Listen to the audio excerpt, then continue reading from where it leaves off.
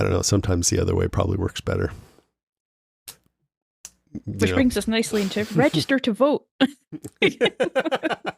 Vote.org, everyone. Do what Tyrese would do. Vote.org.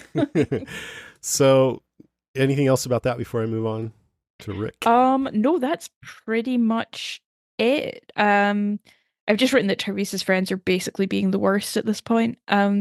Later on, when they're appealing to Rick to stay, Sasha mentions it's like 10 little Indians out there, and I couldn't quite remember that reference, but it's to an Agatha Christie book, which I think is also called And Then There Were None, and has had various TV and movie interpretations, and it's basically people getting picked off one by one. Mm-hmm. I have this great children's book, 10 Little Zombies. Oh And, my God, it goes amazing. through 10 people who I think turn into zombies and get offed one by one. And it's got little kids' book illustrations, and I've read it to Nico and Bodhi. Oh my goodness, I'm going to buy that for every child I know. So okay, Rick fighting off his inner demons. Oh Lord. So Rick, when Beth handed him the baby when he got back, and he seemed like he was having an episode, and just everything was echoey, like he was going to faint or something. And I thought at first that felt a bit forced to lead into the Lori thing, but once I watched the whole episode, it made sense. Mm. So Herschel and everyone are trying to convince him to take in Tyrese and Sasha and Alan and Ben. He says, nope. And then he says, with Tomas, Andrew, look what happened. And Carl says, Axel and Oscar weren't like them. And Rick said, and where's Oscar now? And I thought, well, he died helping you. Like he was a good guy, right? I was like, this is not a good argument. But the point is, I think that Rick, like I've said, his thing is he's a protector. He feels responsible for people. And at first when he was a cop, he felt responsible for everyone, at least in his county. And then when the zombie apocalypse first started, he still had a wide circle of like, to the point where he'd go back and try to save Merle, the racist dick. But as more people either betray him or he fails at saving them, then he's gun shy about taking on more responsibility because he's afraid of risking losing them. So that's why Oscar, like, look, I let him in and I failed him. And the baby, like he's holding this little baby and he's like, what if I can't protect this baby? That's why. And so then when, Herschel's he goes, I'm telling you, you're wrong on this. You got to start giving people a chance. And it looked like he was going to say, yes, I'll let Tyrese stay. And then he saw a ghost Lori. And the reason why I think he saw ghost Lori is because she's the symbol of his greatest failure. What he might feel is his greatest failure to protect someone. He's like, no, I don't want to you don't belong here. Yep. No. So it's not just about who he can trust to bring in. It's also about on taking more responsibility to protect more people and risking failing. And so then he responds to that whole psychosis by losing compassion for people, because compassion can lead to pain. And that's why I loved Where the Ones Who Live went, because that's in part whether Michonne can get him to decide to open up and love again and risk that pain of loss. That's the end of Rick's And that takes a lot. story. Yeah. And right now he's another suicide king, maybe, because he needs Tyrese and Sasha and he shoos them off. Yeah. And they're so close to greatness there. They're so close to getting there with him. Yeah. I'd misremembered the scene. I remembered that he yelled, "Get out, you don't belong here." I thought he was the way that the vision went, it looked as though he was yelling at Tyrese and Sasha, but nope, he's literally yelling at a corner of the room. So yeah, he's not doing so well. Yeah, but I think they still think he's talking to them, but just in some weird way that they don't even need to bother to try to make sense of. It's like he's got a gun, he's waving it around. Oh God, it's so awkward. And Maggie's holding Carl like, oh geez. Yeah, and I want to see what happened right after they left, and it's just everybody in the room with Rick waving his gun around, screaming, "You don't belong here." I like to think everyone just went off and did their, just left him to it. They're like, I'm just gonna go over here. Carl, you want a cup of tea? Yeah, let's go over here. Yeah. Carl's got a great story about like the I don't know. Anyway, Carol, you were saying. I think I had an appointment or something. Yeah. So Carl, Unless you want to say anything else about Rick. No, no, I think you covered it really well there. I think you're right. I think that Judith is a massive trigger for him because Hmm. Judith's a symbol of everything that kind of went wrong with him and Laurie. And it triggers and her birth is what killed Laurie. And yeah, you're right. Hmm. It just all piles up as the symbol of his biggest failure. And he's afraid he'll fail, I think, too, with Oh her, yeah. you know. He's terrified. But he doesn't. Hmm. So maybe the best thing he ever did was got taken away in the helicopter. Yeah. Things just improved. What can I say? Right. Carl, I was thinking about what Kristen said, that he's lost all humanity. And we kind of talked that through to the point where I think we both agreed that he's sort of repressing his emotions. Mm. But he hasn't lost it. Like, he's showing humanity in this episode when he's talking to Carol, who I loved when she said it's easy to forget how loud the world used to be. I love those little kind of details. And it made me think, oh, that would be one great thing about the zombie apocalypse. We have to listen to all this noise. But he says he wishes they could all be on a plane together. That's just a cute little kid thing to say, It really is. And the kids that grow up after Carl aren't even going to know what planes are like. Yeah. Like, there's a scene, I think, where Negan is chatting with an apocalypse kid and talking about planes. And the kid is just like, Mm-hmm. can't conceive of a plane Was at that all. Brandon, the towel snapping kid? Yes, the kid that Brandon, yeah, the kid that Brandon, Or mini nut Ted tapping or Bundy, whatever it was. yeah, Yeah, gets rid of. Yeah. yeah. Then Carl's feeling guilty about having been mean to his mom, which is a very human response. And then he's so thrilled to see his dad back alive. And he asks about Oscar, Yeah, he's the only one. He's like, remember Yeah. Oscar? But then he's very creepily staring at Tyrese and them at the end, which seems very psycho. But I think in his mind, he's just keeping watch to make sure they don't do anything bad because Yeah. he sees himself as a protector. He is a scary little kid, though. He can be. He reminds me of a horror movie for sure sometimes. Right? It's just like, oh, hi, Carl. Possessed. You just staring there? Okay, cool. Like, mm. And then last, Carol, who's so upset when Rick tells her Daryl left with Merle. Like, he left? Mhm. He's gone? Like, gone? And I still think at this point, I mean, I have no doubt that she loves him. I I I don't know if she's figured out that it's going to be a platonic love. Maybe. I don't think it really Yeah. matters, but she loves him. They've got a connection. Yeah. Yeah, and that connection comes up right when he's talking to Beth. Mhm. He says men like Merle get into your head, make you feel like you deserve the abuse. So we've talked about that before, that Carol and Daryl share this history of abuse, and that probably has them feeling really connected on a deep level. And the great thing about them, because she's saying here, if Ed walked in and I feel like I would tell him to go to hell, but I'm not sure, basically. And it makes you realize that Carol and Daryl are both these two who were abused, who at one point didn't think much of themselves and accepted that abuse, but who in part through their friendship with each other lifted each other up out of that and came to feel better about themselves, which is just beautiful.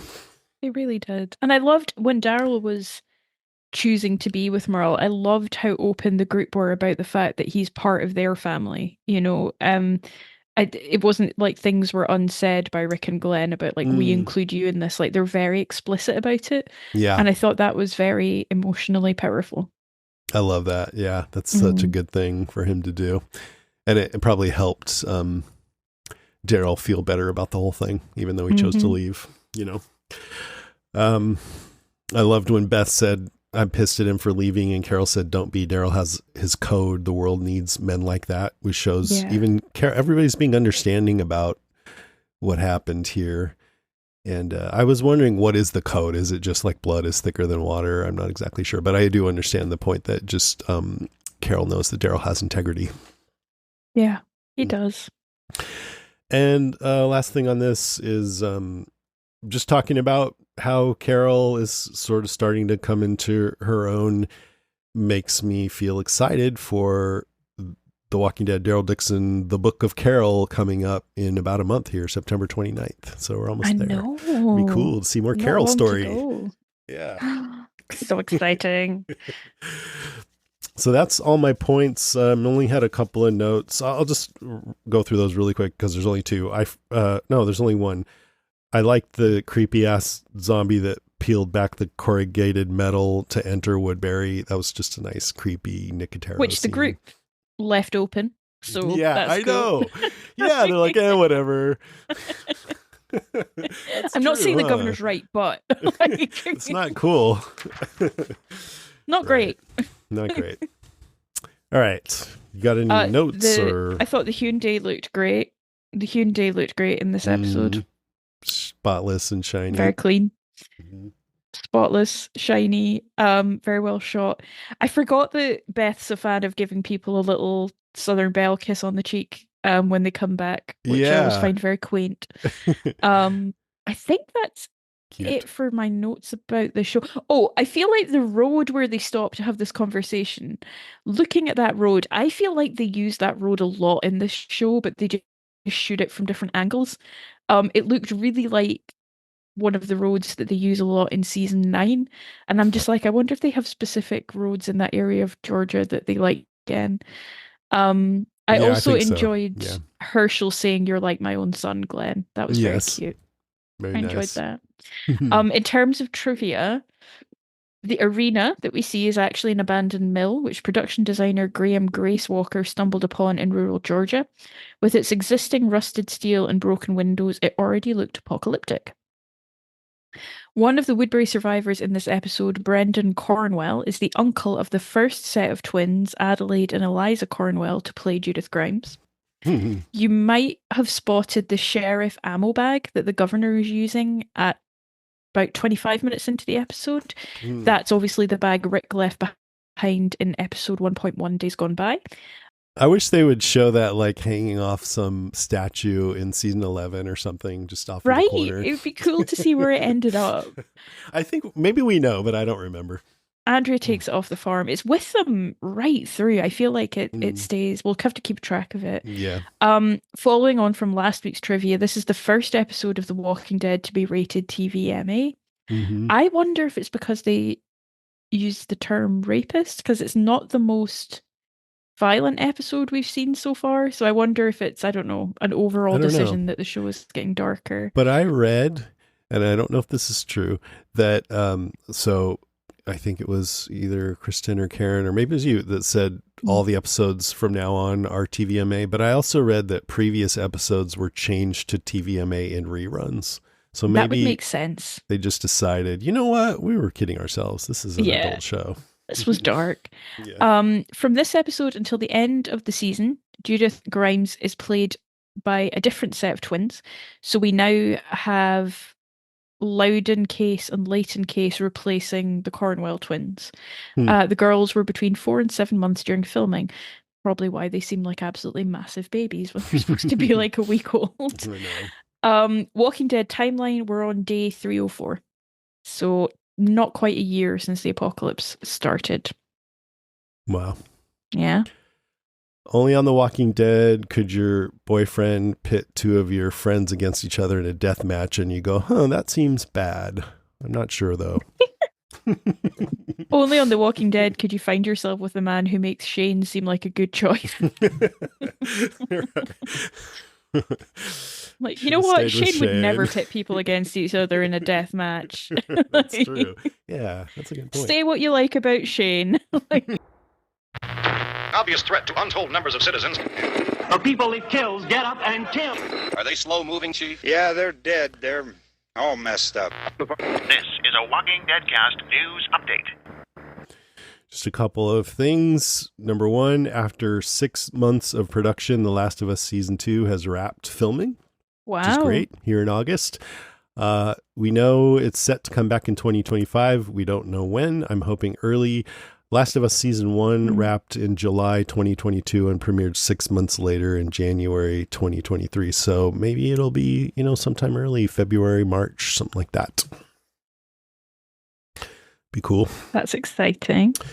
And second, and definitely last and least, Fear the Walking Dead is now on Netflix. That's it. Is that US? It must be US. I mean, I know it's US, but I don't know outside of US. I'm not sure. They put all the Walking Dead spinoffs, I think, on Netflix now, which is, or at least they're coming. Amazing. Yeah. That's cool. All right, now it's time for listener moans, groans, and grunts.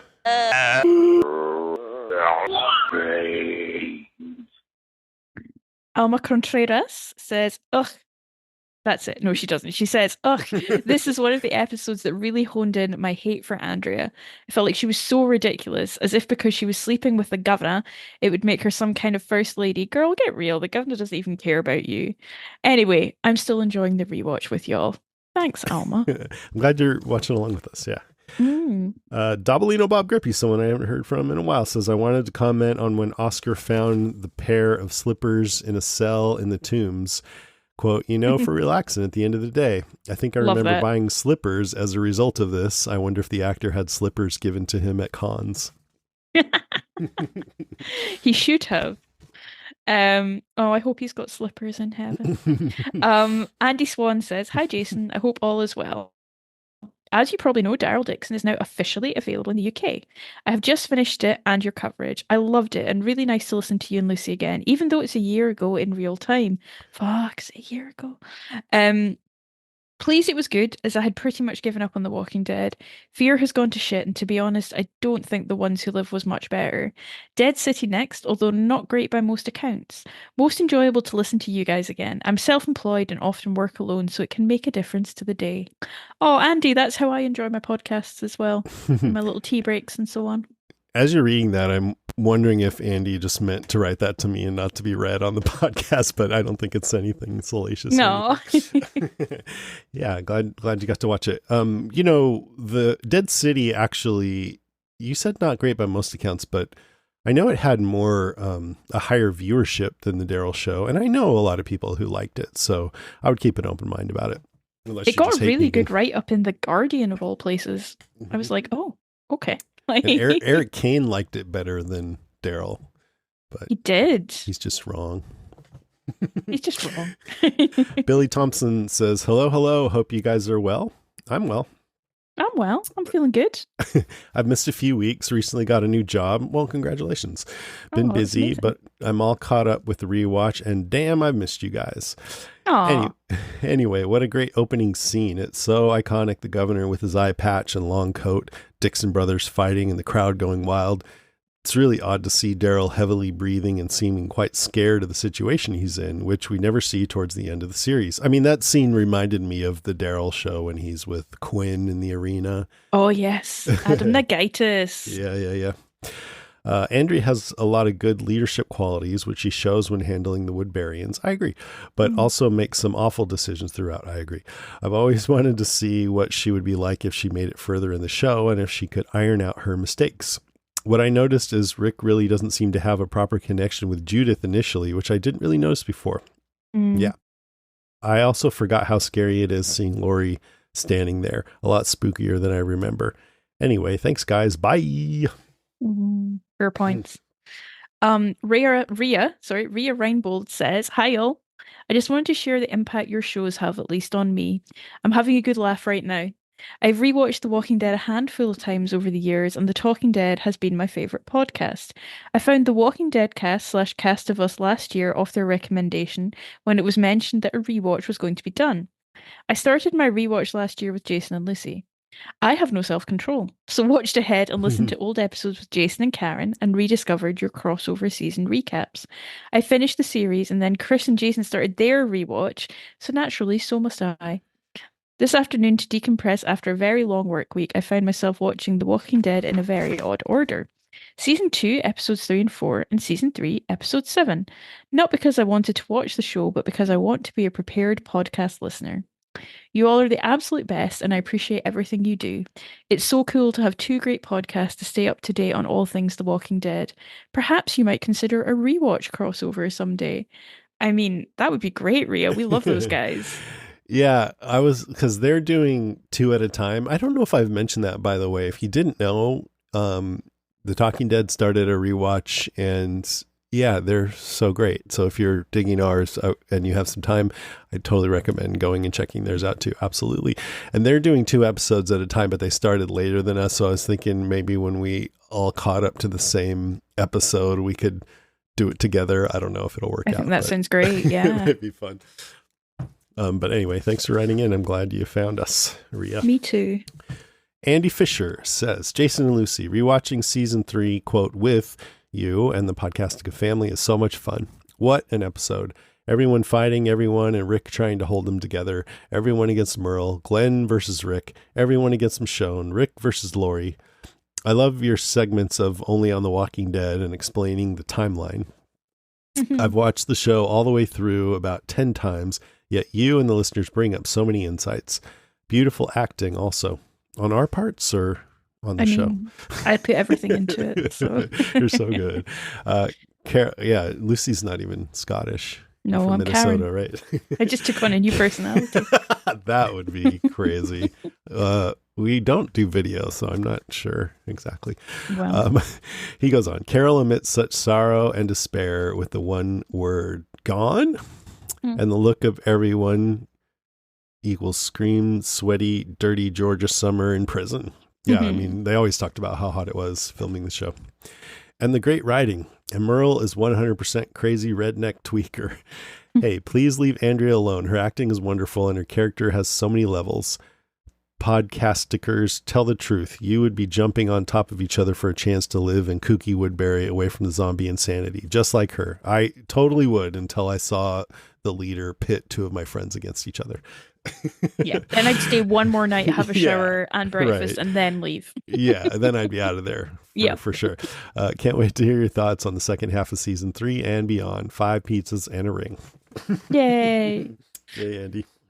Jennifer McGinley says, oh, this is the one I set my alarm for 5:30 a.m. Monday morning to watch before going to work, as I knew it was uploaded to one of those sites just after airing in the US.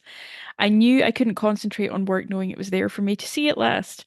I remember feeling sure that Merle would die in the arena, maybe sacrifice himself for baby brother. Rewatched this last week with my best cyber friend forever who lives on the other end of the UK near Plymouth, and we were trying to figure out how much time had passed between Andrea, who we've perhaps unfairly nicknamed Hooah, and Michonne arriving at Woodbury. But now, as Andrea seems to have taken right over as a person of great import in the community, being the one to deliver the rousing speech, which everyone is responsive of, with lots of heads nodding and smiling as this virtual stranger tells them what's what. Are they really this spineless? She even has the governor asking her to take over. Sorry, but not surprised to be reminded that poor Oscar bites it in this one. And what was creepy Beth kissing Rick all about? Ew! Was never sure why Glenn was so frenzied killing that Zed and shouting at Rick about letting him go. One review reads that he's pissed off that Rick didn't kill the governor, but in the battle, any of our heroes had as much chance at killing the governor as any of the Woodburyans. They weren't targeting specifics. The objective was to get Daryl out and cause fatal damage. Or did Glenn mean Daryl? Is he angry that Rick just let Daryl wander off with Merle after what the group did to get him back? I think it's both. Yeah. He says, why didn't you kill the governor, and why did you not? Or he's mad that Daryl's gone. Yeah. Yeah. Well, Jennifer says, can you solve this, please? Maybe you already have in the main part of the podcast. Hopefully. I usually roll my eyes at Herschel's saccharine speeches, but the scene with he and Glenn, oh, you're like a son to me. I've finished season 3 now and having a wee break before commencing season 4. It's left me thinking it was the best season ever, but I remember feeling that about every season until you know who reared his ugly baseball bat. Whose idea was it to do a rewatch? Well done, that man. I am loving it. Oh, Jennifer, it's great to have you along for the ride. Yeah, absolutely. Awesome. All right. Karen Shee says, hey, Jason and Lucy. Great discussion last week with Kristen. Well, thanks. Oh, thank you. We've had some good guest co-hosts lately. Here's my interpretation of the many reasons there's friction between Glenn and Maggie. In this episode, we hear Glenn repeatedly appropriate the governor's assault of Maggie. He not only discards Maggie's words of what happened, but by bringing up the situation, he forces Maggie to relive that trauma each time. She screams for Glenn to leave the topic alone because he's not letting her deal with her own trauma on her own terms at her own pace. Yeah, totally. Underneath Glenn's rage is guilt and shame. He couldn't protect Maggie when he was right there in the next room, but he can't confront himself about this. Instead, Glenn hurls himself at any tactile solution, aka going after the governor, to absolve him of his shortcomings. In a later episode, Glenn admits that he made Maggie's trauma all about himself. Oh, good. I forgot about that. There's so much to psychoanalyze about Daryl's trauma bond to Merle. An abuser always makes his victim think that he's the only one who will love and accept him. It's clear that Merle has verbally belittled Daryl to the point where Daryl doesn't have any confidence in himself, so he returns to what feels familiar. There's also a sense that as the younger brother, Daryl is ever trying to receive Merle's approval. I feel like we haven't seen enough of them together to get all this yet. I mean, we've seen the whole series, so we should know, but we've forgotten, or at least I have. She goes, episode 10 will explore this further. Okay, there you go. P.S. Jason says that Steven wanted Glenn to be more of a badass, but I'd like to make a distinction. From various interviews, what Steven really wanted was to be a real character with real reactions to situations. Did I say he wanted to be more of a badass? Because what I remember is him saying he would like him to be darker, but that doesn't exclude anything you're saying here. She goes on, season 3 did well with this, as we see in this episode through the rest of the season. But from season 4 on, Steven says that Glenn became a symbol of humanity instead of a fully realized three-dimensional character with flaws or edges. Yeah, that's kind of what I'm saying. He didn't act like an actual human would to things like Nicholas trying to kill Glenn or Glenn killing his first human. He became an abstraction. Well put. PPS, another slight nitpick. Sorry, I'm going to be that person. Stephen Yeun has only won a Golden Globe, Emmy, and Screen Actors Guild Award for Beef. He was the first Asian male lead to ever be nominated for an Academy Award, this time for his role in Minari. So he hasn't won an Oscar yet. Oh, he will. Yeah, I hope He will so. one day. I wonder, I mean, he's in that Bong Joon-ho movie that's coming up, Mickey 17. It's like a sci-fi thing from the same guy who did Parasite. So I'm super excited for that. That will be great. Hope so. All right, let's get into calls. Here's Renee. Hi guys, this is Renee calling in about The Walking Dead. I forgot to mention to you guys the name of the group is not the Talking Dead. It's called the Talk Through Media.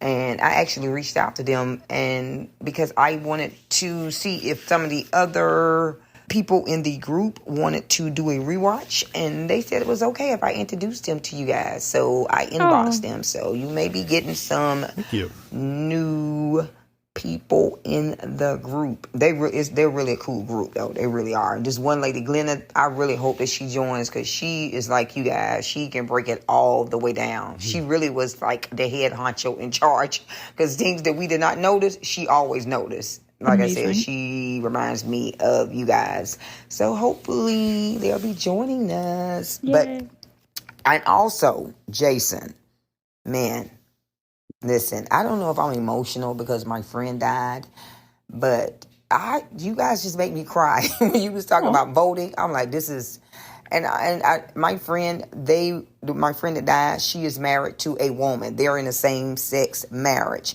So I know that is so important when it comes to voting. So, like I said, I don't know if my emotions are all over the place because of my friend dying.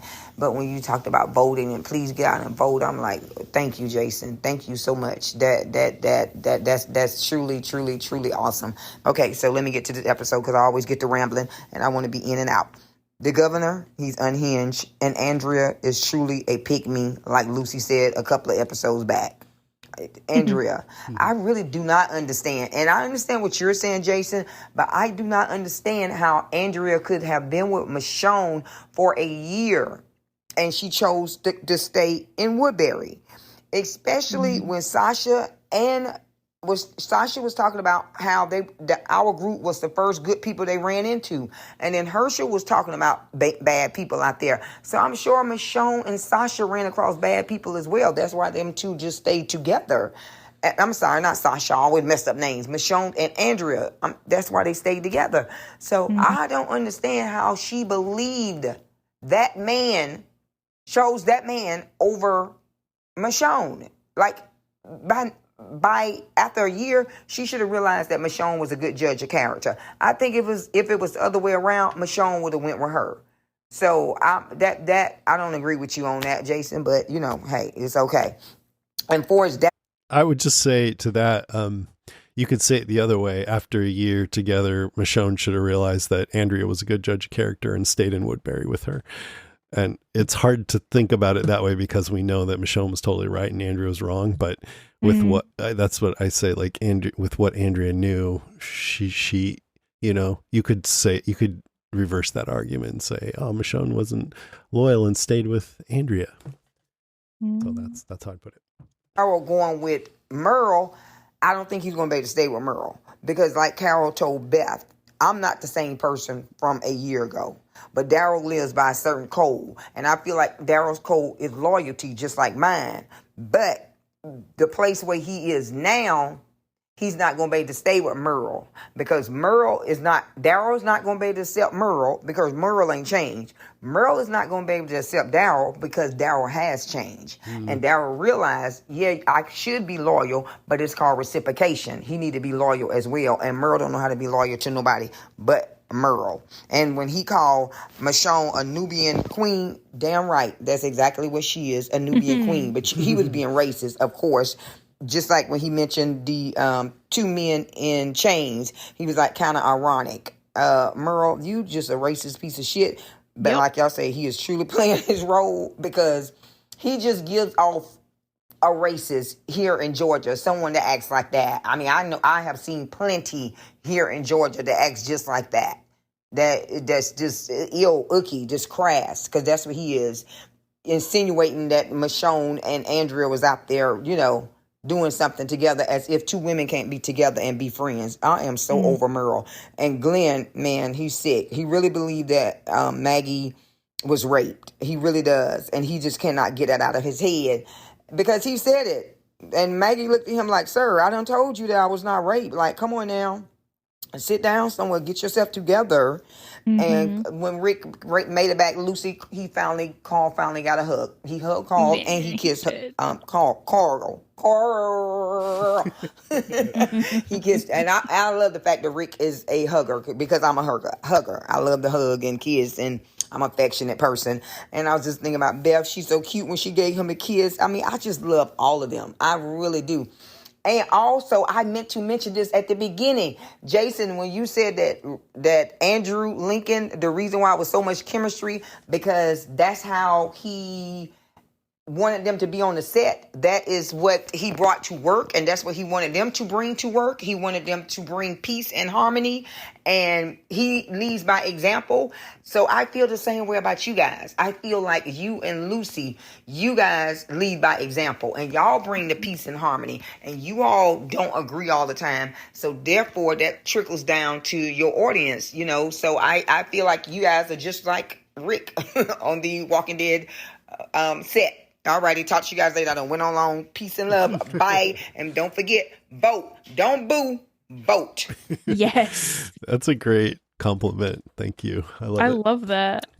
I love that you brought up that Carl got a hug because I didn't notice, but he finally got his hug. He did. Carl got a hug. He deserves it.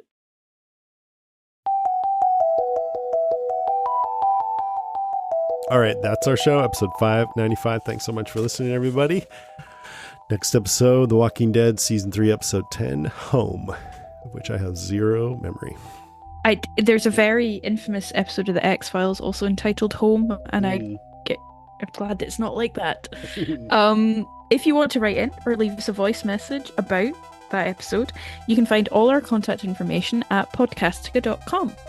And while you're there, please check out our other podcasts. It's a little light right now, which is kind of nice to, not have it go full bore all the time. But one of the podcasts that's going strong is Still Slaying, a Buffyverse podcast with Penny and Kara. If you're at all a fan of that show and you haven't checked out the podcast, you're really missing out. They knock it out of the park. And I continue to think that we're going to be swamped with Podcastica shows at the end of this year and early next year, and we're going to have to figure out how the hell we're going to do it all, if we actually can or not, But Squid Game is coming in December. I'm excited about that with David, season 2. And Peter and I have just finished The Bear season 3. That's right. Yeah. It should be published in the next couple of days, and we're going to be talking a lot about chicken. Awesome. This episode's been made possible by Patreon supporters like Jeremy Hamilton, who pledged their support at patreon.com/Jason Kabassi. So thank you so much to Jeremy. We do more or less monthly, not monthly lately, but every so often we'll do a call-in show. People get together and either talk about a different subject or play a game. This time we're doing Cards Against Humanity online, which I think is really fun. Yeah, next week sometime. Yay! Renee brought up voting, and we're going to be asking you guys to vote, up until the election. It seems like a lot of you actually like that you would like if more people voted. And I just love the idea that we can all sort of think about ourselves as a collective and pool our group energy together and have a greater impact together. So I would say if you go to vote.org and register to vote, or if you vote whenever voting starts and you want a shout out, let us know. We'll be happy to shout anyone out who wants it. If you really want to make a difference, get another person to register who normally wouldn't vote. And then you'll get a huge shout out and a thanks from us too.